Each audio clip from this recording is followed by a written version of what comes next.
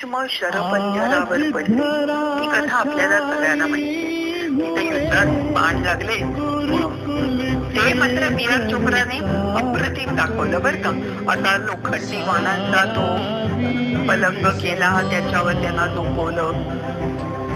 म्हणजे मला वाटतं जे महाभारतात वर्णन आहे ते त्याला शरपंजर असं म्हणतात.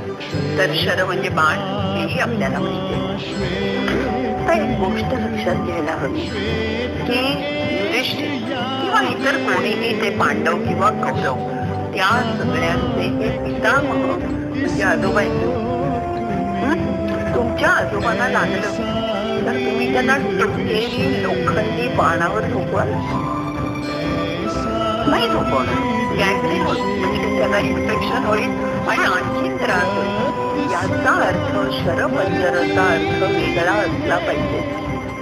शर नावाचं एक गवत ते अतिशय मऊ असतं आणि शरपंजर म्हणजे त्या मऊ गवताची गादी करतात ते आणि त्याच्यावर भीष्मांना काढून ठेवतात. आणि हे पटू शकतं